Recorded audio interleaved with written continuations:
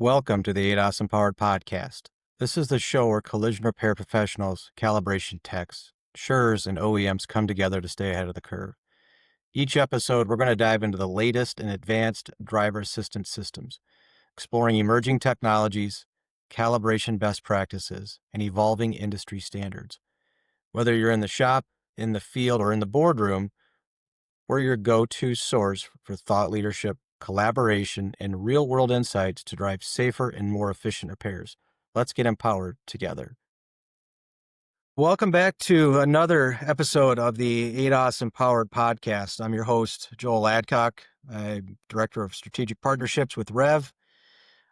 Joined by a very special guest today, Vice President of Quality Repair and Market Development at CCC, Mr. Dan Risley. Dan, I wanted to say thank you for the opportunity to join us here today. Really looking forward to our conversation and uncovering a lot of different topics and information. So again, appreciate you spending some time with us. Got CIC coming up. We've got SEMA coming up.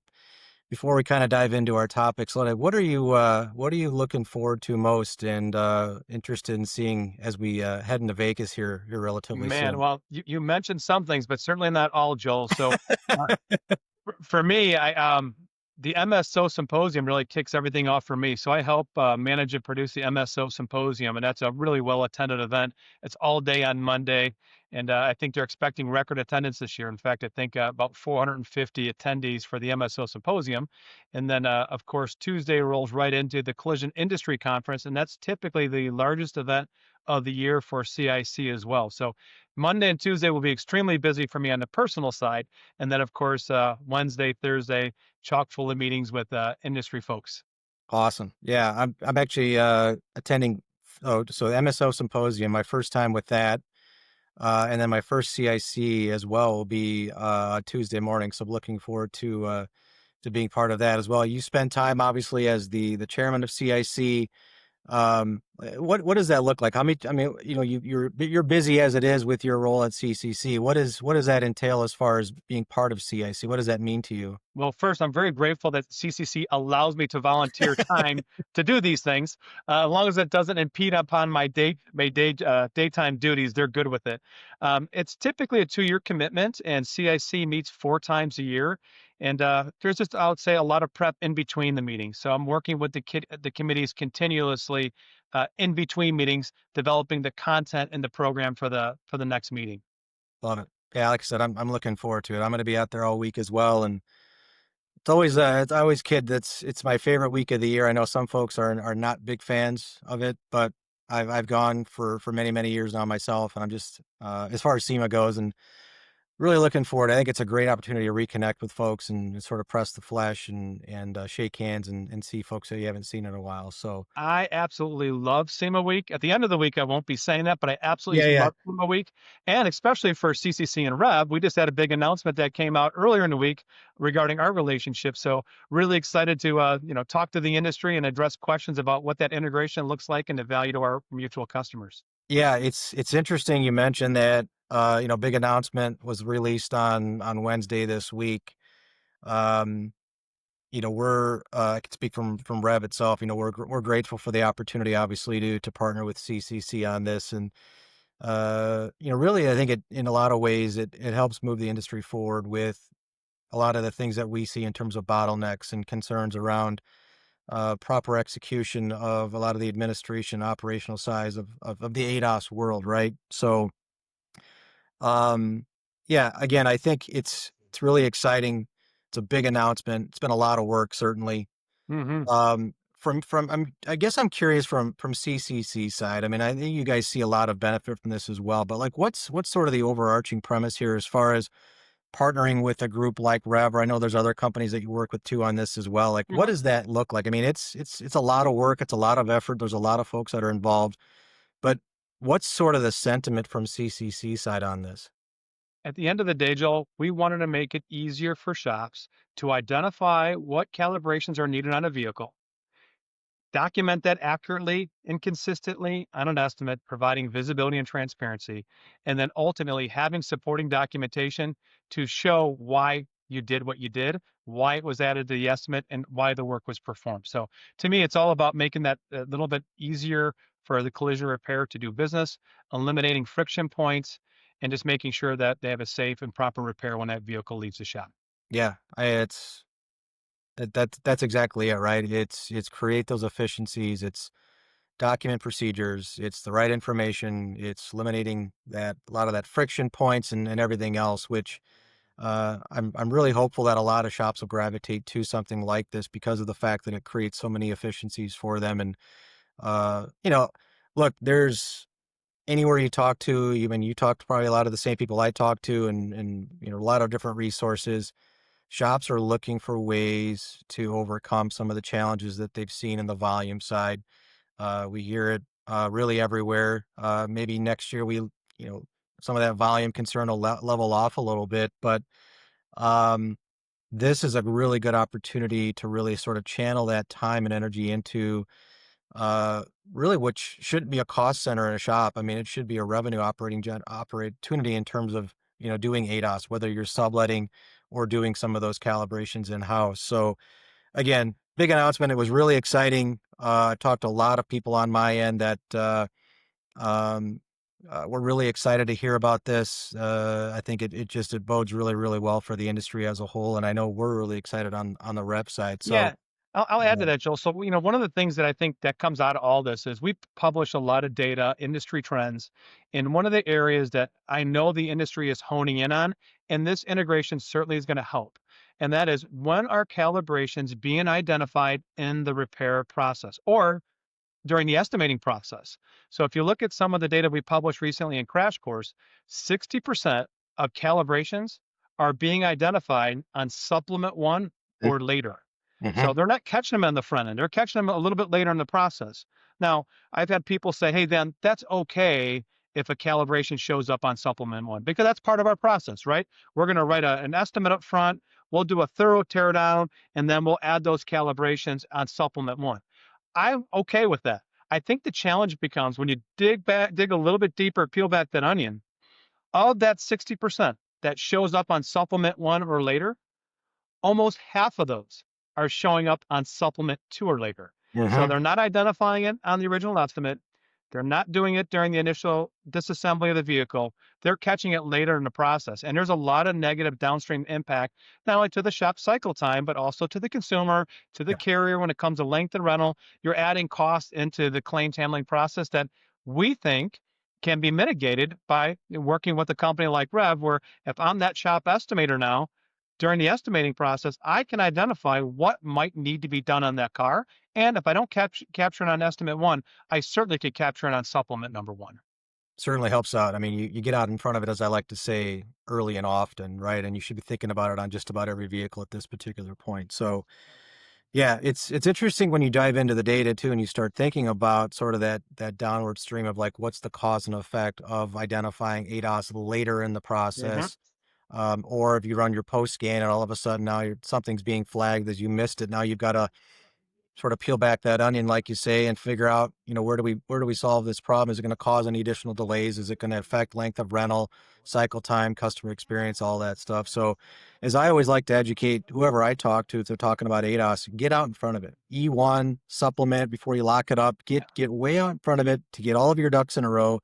Get all your pre-approvals. Get whatever information you need in front of the people that are going to be ultimately paying the bill on these, and you're going to serve yourself a lot better. And I think this particular integration certainly helps with that in a lot of different ways. Looking back at your career, you've been in the industry roughly 30 years now. Hmm. Did you ever envision like where we're at this particular point? I mean, what was that like when you started out? Like, what was your first job in the industry, Dan? Well, my first job in the industry was working for my father in a family owned collision repair facility on the south side of Chicago. So I know there's probably a lot of listeners here that are in the industry that have worked for family before. Yep. I could say my greatest sympathies to you. You Working feel for your pain. family is not easy. I can assure you that. And after my dad fired me for the 10th time, I decided to go out on my own and wanted to stay within the industry and do some other things. But the industry has been great to our family. And the early days, I started out in a family-owned shop and learned just to do just about everything from painting to body work to running the shop. It was a family-owned shop, so you did whatever needed to be done. Right. What were some of your first like early lessons in leadership? Like where did that start to branch into some of the things that have developed into your career at this particular point? Well, one of the first lessons was listen to what your dad has to say. Otherwise, you may not be employed.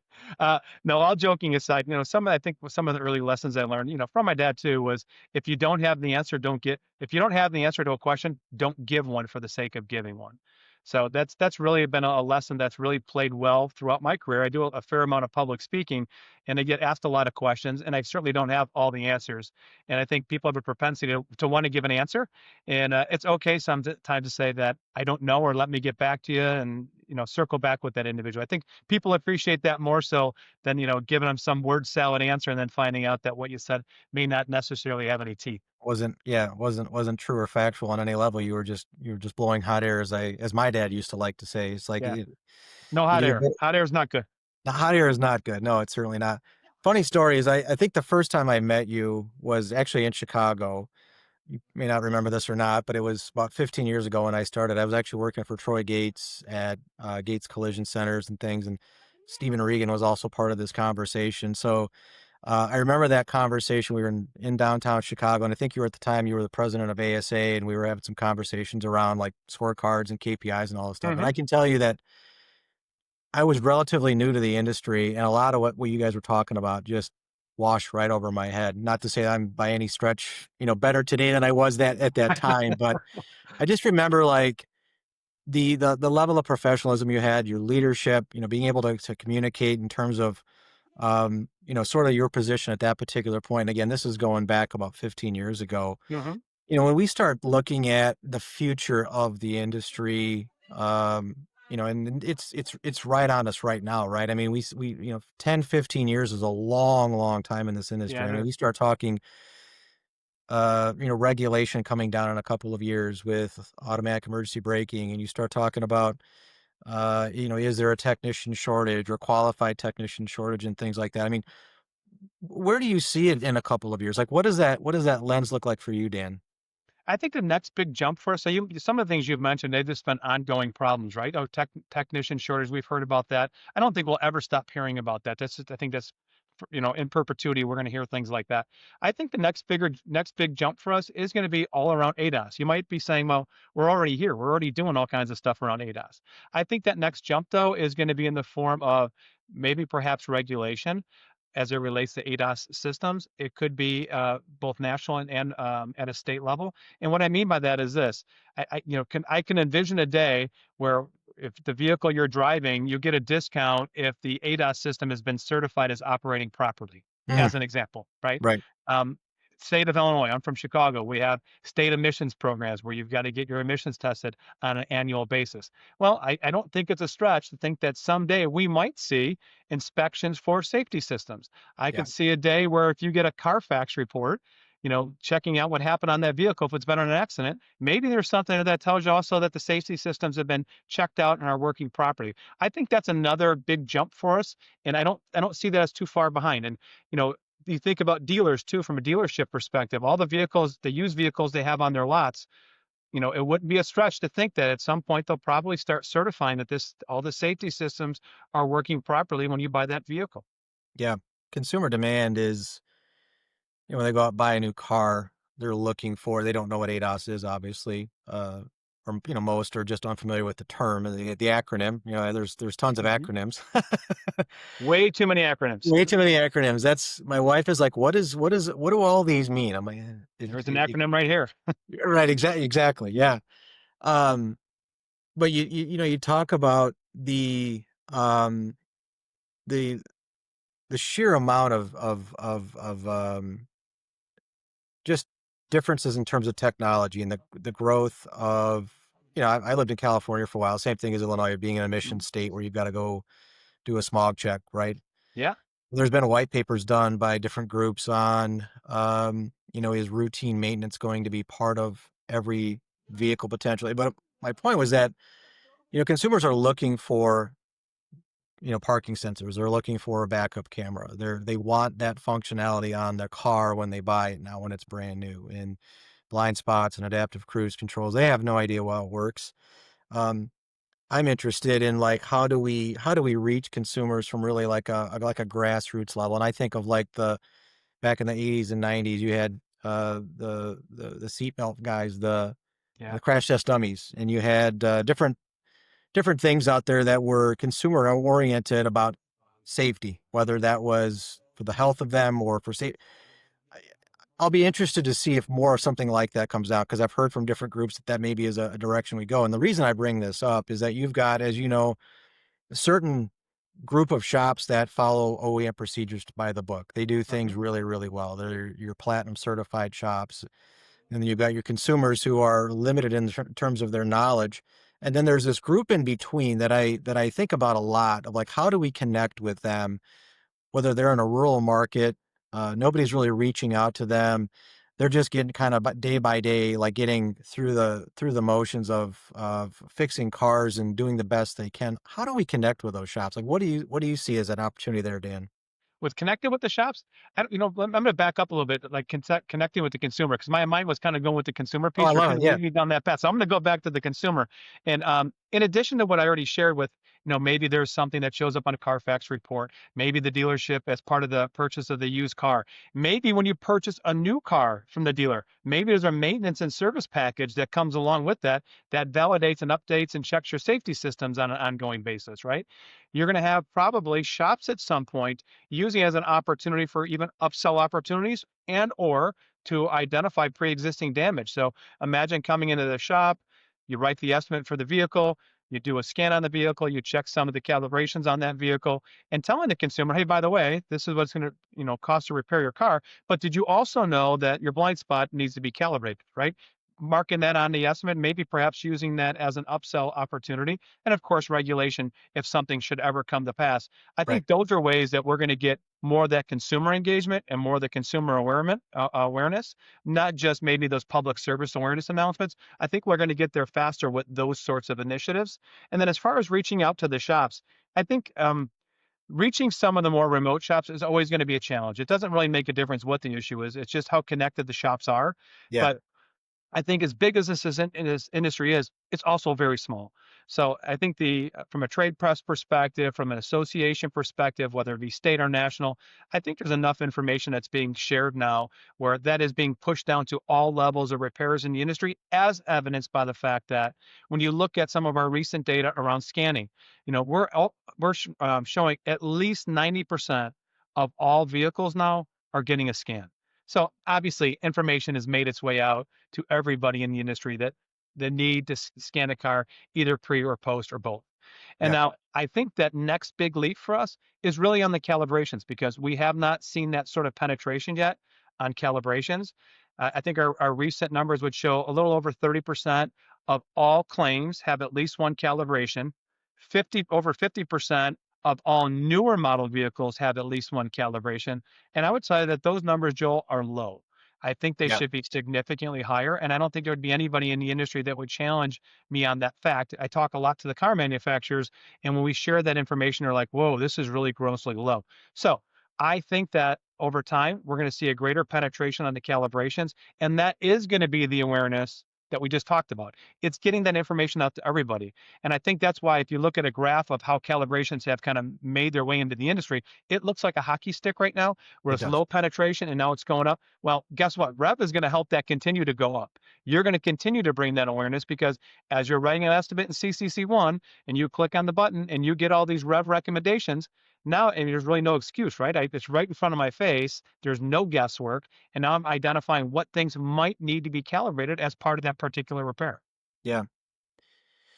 I'm curious, the conversations with the OEMs, if you can share a little bit, there's, you know, conversation that I hear our community and phone calls I get or emails. It's like, how do we connect with the OEMs better? Like, how do we get them to standardize what they're talking about? There's a lot of gray areas. It's one position statement to the next isn't necessarily the same. Have you had any conversations or is there any opportunity, do you think, to connect with the OEMs to create some sort of standardized terminology that fits the ADAS community? Well, I'm going to take a step back from a CCC perspective. Of course, we're always talking to the OEs, but talking to them about, hey, coming up with standardized nomenclature isn't necessarily our swim lane. I think that's more of an industry question, right? People, collision repairers from the industry asking OEs, can you simplify the process? And here are the challenges. That's not typically an area that we would go down, but I think that that message has been communicated to the OEs. I think that's out there. Now, I think the challenge is always going to be all of them have their own nomenclature they would like to use. Right. Sometimes it's used as a differentiation in the marketing of their product. So I'm not sure if you're ever going to get harmonization across the board with everybody saying the same thing, but I think where we probably can land, where there's probably a safe landing, is if we start to do it by sensor or by component. So instead of talking about a feature, is it a radar? Is it a front radar that we're talking Right. about? I think everybody could rally around a sensor because a sensor is a sensor. What you might want to call that, I mean, that could be up to the individual OEM, but certainly from a component level, we could probably start to standardize around that. That makes sense. Yeah, look, they've got their own reasons of why they do certain things, and Yeah. there's marketing, there's brand, there's certainly they want that differentiation piece, and I think when you start looking at it intuitively, you can understand exactly what they're talking about, but it seems as though it's an easy target for certain folks within the industry to talk about the fact that they just don't feel like the OEMs are advocating for the shops as they potentially should, which again, depending on which side of the fence you land on with that, could be one way or the other. And like you say, maybe that doesn't happen and maybe it does. But I Yeah, want to talk a I'd little say but just to add to that, Joe, just like the conversations that I've been a party to, I would say that that would be not be the case. I think I've spent a lot of time with the car manufacturers at CCC, and they're definitely on the ground. They're definitely listening. They get the feedback, and they do care. So, maybe there's a disconnect in terms of maybe what's shared, right. externally to the greater industry. But I would say from my engagement with them, they're pretty heavily engaged. And at the end of the day, they want their cars repaired, fixed correctly, right? They want consumers to stay in their car. And if a car's not fixed properly, maybe somebody decides to switch brands because they don't like the way the car's performing. So they have a vested interest to make sure that the information is shared with the community that's repairing the cars, so it's Yeah. repaired properly and put back on the road. Yeah.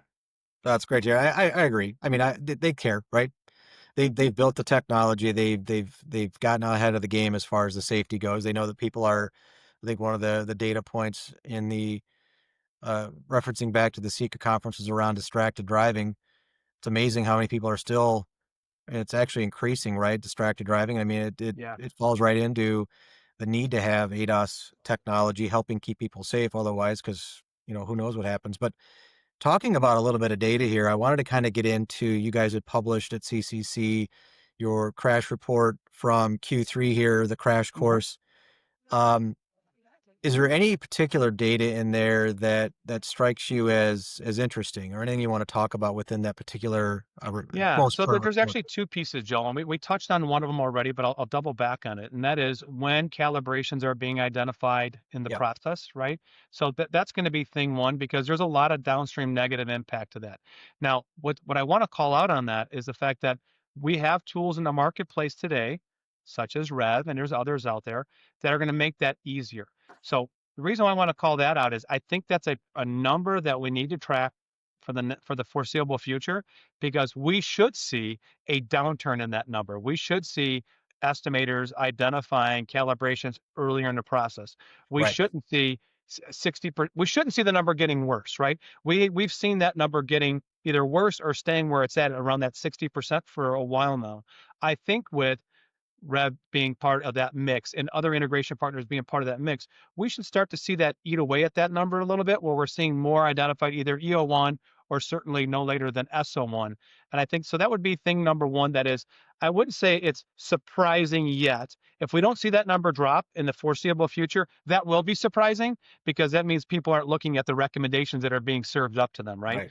You could use the excuse before, I don't know what I don't know. Well, if you have tools out there to use, you should know and you should be able to capture it. So that would be thing one. The other one that is interesting to me is, and it's newer data for us, is identifying the impact to cycle time when there's a calibration on a claim. Mm, Now, it may not come as a surprise to you or anybody that's listening. Okay, if there's a calibration, it probably means there might be a little bit longer cycle time.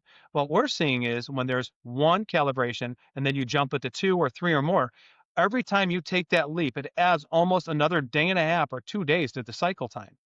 That should be concerning to everybody in the industry for a couple of reasons. First off, we don't want to add any additional days to cycle time, right? But I think the reason why it's more concerning for me today is we just talked about the fact that we haven't even seen the full penetration of calibrations on claims yet. Right. That number is going to grow. If we're feeling the pain now on cycle time, I can assure you the pain we're feeling now is Yep. only going to get worse. So that's something that we need to keep a keen eye on. Now, how is that going to get better over time? Well, I think a couple things. First off, we've already talked about tools such as what Rev has, right? But there's other things that are happening in the marketplace too. Although calibrations aren't new to the marketplace, I don't think the industry has adopted as fast as we should to the technology. Whereas they're not doing a lot of things in-house. They may be sending a vehicle off property to have the Mhm. calibrations done. Maybe they send it to a dealer. Maybe they send it to a third-party sublet that's brick and mortar. Maybe they call a mobile service. Now, those are all great options. There's nothing wrong with any one of those, but when you introduce those other elements into the repair process, it has a propensity to add more onto the cycle time. No guarantee, right? No guarantee it's going to Right. extend it out. But if you're not doing everything in-house, there's probably a greater likelihood, or at least a likelihood, that you'll probably add some time, especially if you're going to take it off property. So I Yep. think, as an example, we have, you mentioned earlier that I've been in the industry for a while now, and sadly, I'm no longer the young guy, I'm the old guy. Um, but I do have a little bit of history there. And solely from a history perspective, I would say that we have similar examples when technology was introduced or changes in car park that was introduced that had very similar impact. And I always give the example of unibodies. So when unibodies were introduced in the Yeah. 80s, my dad had a shop at that time. And at that time, we didn't have a frame machine. It used to be, you had regular rails on a car, and if the rail was bent, you could, tie a come along to it or to a tree. I'm making it up, to a tree, and you pull the rail and you're good to go. Well, when the unibody came around, that changed the game, right? Sophistication went up, tooling and equipment went up, the need for space in your shop went up, which is really no different than we see with calibration. So when unibody came out, they said you need a frame machine. You need space for a frame machine. You need a technician that could do the work, and you need somebody trained to do that work. How is that any different than what we have today when it comes to ADAS systems? You need space to do it. You need equipment to do it. You need technician to do it, and you need the training to do it. So it's kind of following that similar path. And what we saw over time was shops decided that, hey, I'm going to start making these investments instead of outsourcing it because I want to have better control over the cycle time or better repair control over the repair. I think you're going to see some more of that as time moves on, where more people are going to be bringing it in-house. Certainly not all, but more so than what we have today. So maybe we'll start to see some of that cycle time number start to shrink up by virtue of identifying calibrations earlier in the process, and perhaps maybe bringing more of those services in-house. Yeah. There are any number of shops at this particular moment, even as we speak, that are investigating, what does it make sense? What can we absorb to do from a static calibration standpoint that maybe we send out at this particular point? And I think they're making good decisions. I mean, I think they're really truly understanding the environmental impact of like, what do I need to have in terms of space, size, Yeah. lighting, not doing calibrations out in a parking lot, not hanging a target board on a chain link fence, knowing Yep. that making any modifications to the measurements for a static target board are only going to potentially put the vehicle in a hazardous situation when the customer picks the car up. And I'm along with you. I think it makes sense for shops to investigate what makes sense for us to bring in house to keep that cycle time piece really in check. Hmm. And then for whatever we can't do, if you are going to sublet because you've got a vehicle with a surround view camera that takes up a lot of space with the mats on the floor, or just from a bandwidth standpoint, you've got more cars to calibrate than you've got people to do them. Having a reputable sublet that can come in Yep. and do that work for you, that again checks a lot of good boxes, right? In terms of being properly protected, right? Because now they've got some liability as they touch the car. Do they have the right equipment? Do they have the right place to do the calibration? Uh, Hmm. again, thinking of all those things. So those are things that, as I talk to shops too, it's like, look, drive that ambition to go do everything you can in-house to control that narrative. But in the event that you need a qualified third party to help you out, make sure you're putting that vehicle in the right hands and not necessarily sending it off to a place where you have no idea what's going on with it, unfortunately. But I think what was the data was like like 0.7 to 1.2 days additional cycle time per calibration. Was that some of the data that was on Yeah, that? something like that. Yeah, it's Yeah. directional. Yeah, So it's as you look at, you were mentioning the more calibrations on a vehicle, and people think like, well, there's a calibration, and it's actually maybe there's one or two or three sometimes. yeah. You're looking at potentially almost a day per calibration additional for cycle time, which causes a downward effect with like length of rental, customer experience. So there are all some negative pieces there potentially as far as like how shops should be really thinking about it. And again, as I like to say, if you don't think you've got ADAS in your shop now, most do. You certainly will at the very onset here, relatively soon. So, um, I think you the, bring up a good point, Joe. I want to just double back on what you just yeah, said. please do. And that is, probably dissimilar to the unibody example. At some point in time, everybody had to have a frame machine if you wanted to be competitive, right?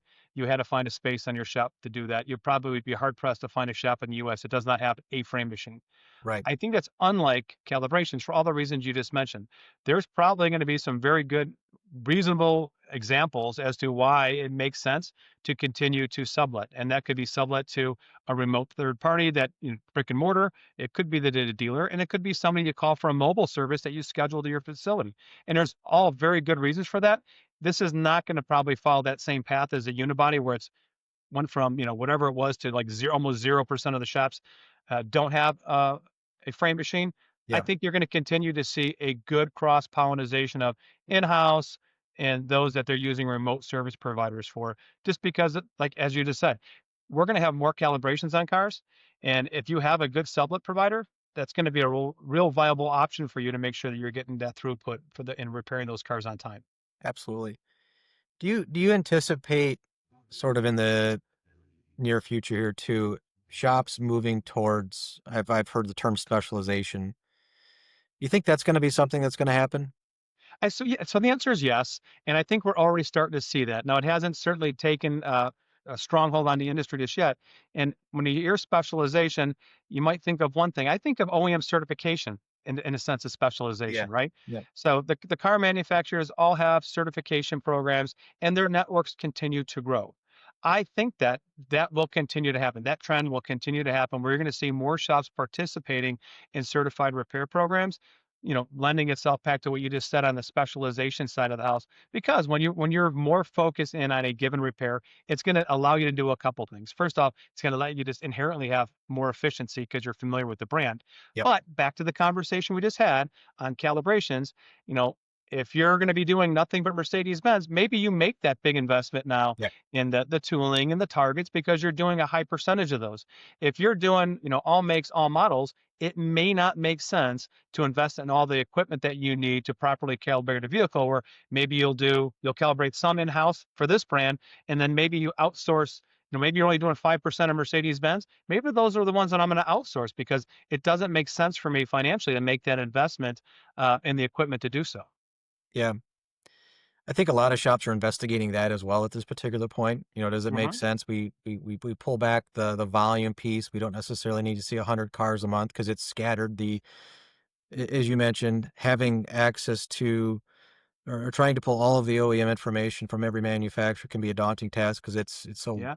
so widely diverse. Plus the fact that it changes. So if I narrow my scope to a few maybe domestic brands and I'm also bringing in calibrations in house, now I can control a lot of that narrative. I really can dial in our Hmm. process and procedures and understanding and stay out in front of a lot of these things.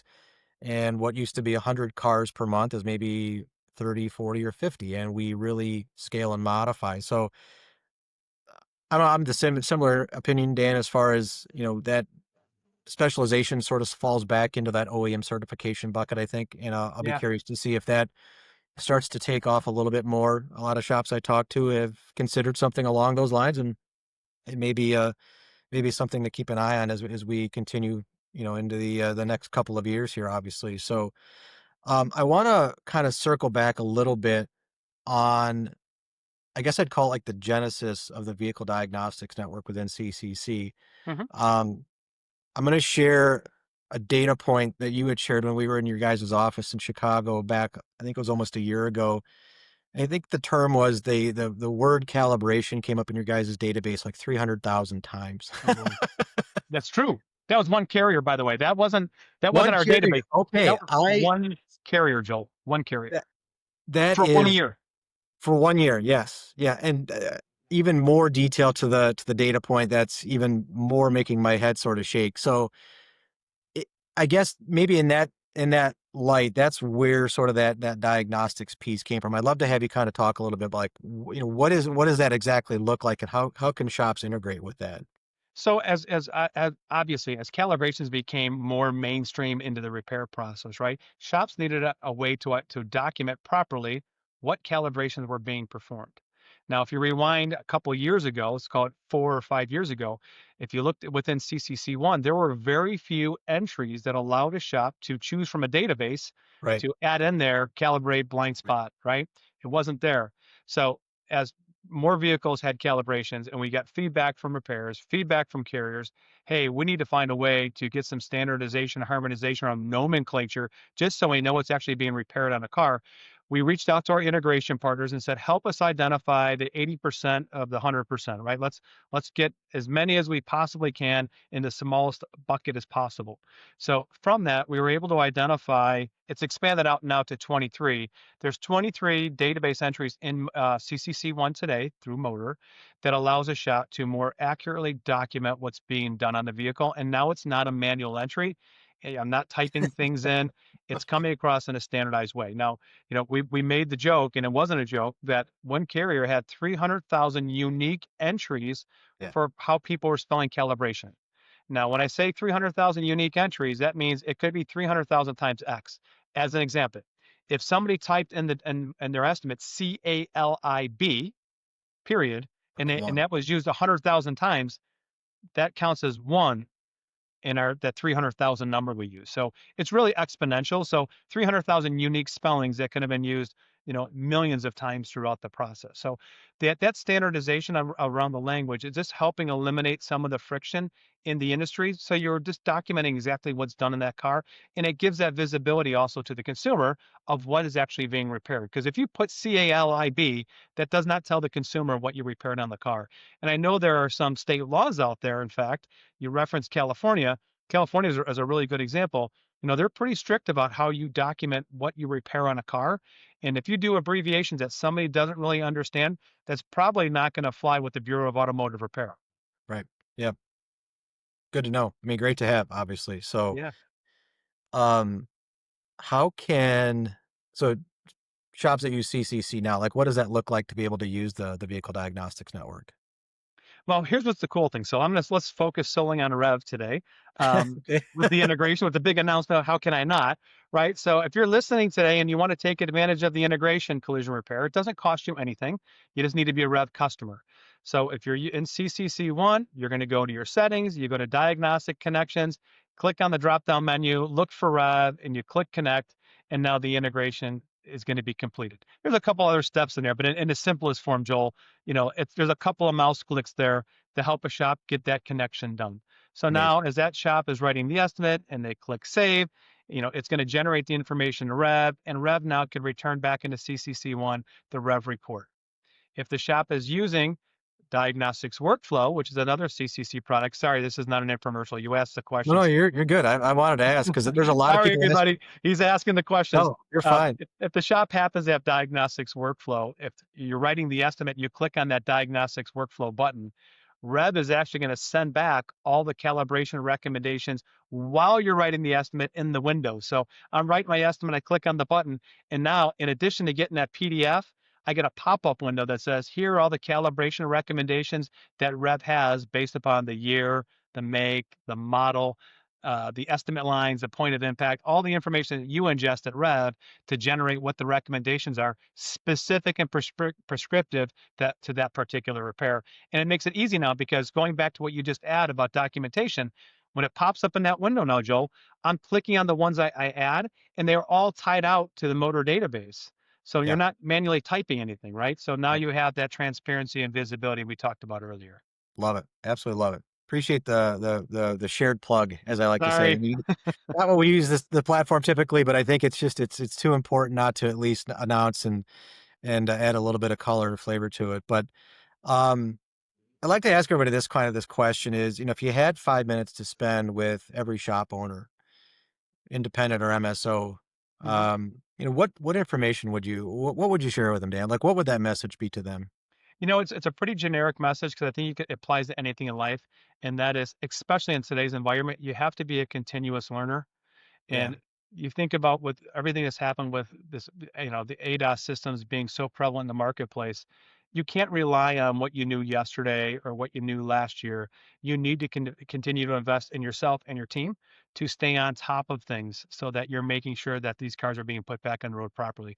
And that would be my message. Is just be a continuous learner. Don't assume that you repaired that car a week ago and that the repair procedures are the same or every make and model the same. It's not. You need to do your research and you need to be a continuous learner. I love it. Yeah. I can't agree with that even anymore, actually. So I think that's wonderful advice. It's always interesting, like what the responses are when I ask this question. I think a lot of the responses in some way kind of come back to you've got to continuously educate yourself, stay out in front of the game, Yeah. connect with different associations. I know a lot of folks aren't, able to attend a lot of association meetings or trade show meetings. Part of like what we do is go out and we do some of these in-person events to help, spend a day with some of these shops where they don't have a chance to go out and do some of these things. But it's that knowledge base and that resource has got to be continued to be elevated. And I think it's got to be in a position where people can go grab it and gather that information. So, Hmm. um, this has been phenomenal. I really appreciate it. What will your message be if you want to share maybe a bit of a tease as far as for CIC, for folks that are going to be there? Anything you want to share that may be part of your conversation or introductory speech on Tuesday morning? You know what? I'm not gonna share any comments because people Yeah. need to show up. But There you but go. because hey, you know what, Joe? It's about that continuous learning, right? I Yes. mean, when you talk about continuous learning, it's not just about taking a class online or going to a class, right? It's really about investing in your business and in your industry, and that is coming to events like CIC. It Yeah. is going to state associations. It is going to national association events because that is part of that journey of continuous learning. And Yeah. quite frankly, you know this, we're out there. When we go to those things, that's where we get a lot of our information, a lot of things that Yeah. helps drive us and the solutions we provide is because we're hearing it from directly from the consumer, our customer. What are the challenges they're having? What are the needs they have? So we're continuous learners as well by investing our time, and our companies invest in us going to these events so that we can be on that same track of pulling in the information so we can make ourselves better. Love it. Yeah. So you heard it here. No tease on information at this particular point. Be there or not, but I'd love to see, obviously we'd love to see everybody there. Love to see everybody out in Vegas at SEMA. I think it's going to be a great event. As always, I'm really looking forward to it. I know they've got specifically in like the Upper South Hall, the ADOS showcase, which is going to be something relatively new that I guess they're launching this year. So we're really interested to see what that looks like, and we're going to get a chance to participate in that as well too. Look forward to seeing you out in Vegas, Dan. I really appreciate your time. And I'll find any final thoughts or parting comments here before I let you go. Thank you very much for your time. We appreciate your partnership and look forward to seeing you in Vegas. Awesome, appreciate it. And safe travels, and we'll talk to you soon. Take care. The cars entering your shop today are computers on wheels. Miss a mandatory calibration on these high-tech systems, and you're risking both your bottom line and your customer safety. At Revv, we know that putting safe cars on the road and getting reimbursed requires the right data and documentation. Revv is an AI-driven platform that allows us to upload RO, repair order, and have it scrub through the services that we're performing. Then, Revv automatically pulls information on your vehicle's required calibrations.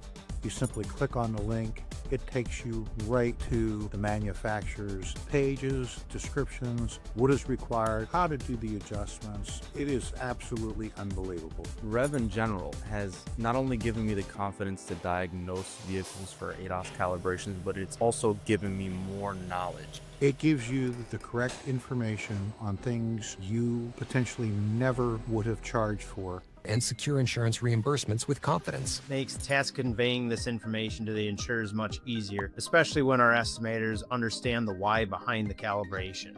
and streamline complex billing configuration with Revv's invoicing feature and customizable rate builder. They allow me to adjust and remove the operations that I may need. No matter what stage of the calibration process, with Revv, empower your team every step of the way. One of the unexpected benefits from Revv is actually their ability to help me plan and structure and schedule my day. Not only does it save me time, but it saves me a lot of headaches. Ensure each vehicle leaves your shop safe, compliant, and ready for the road.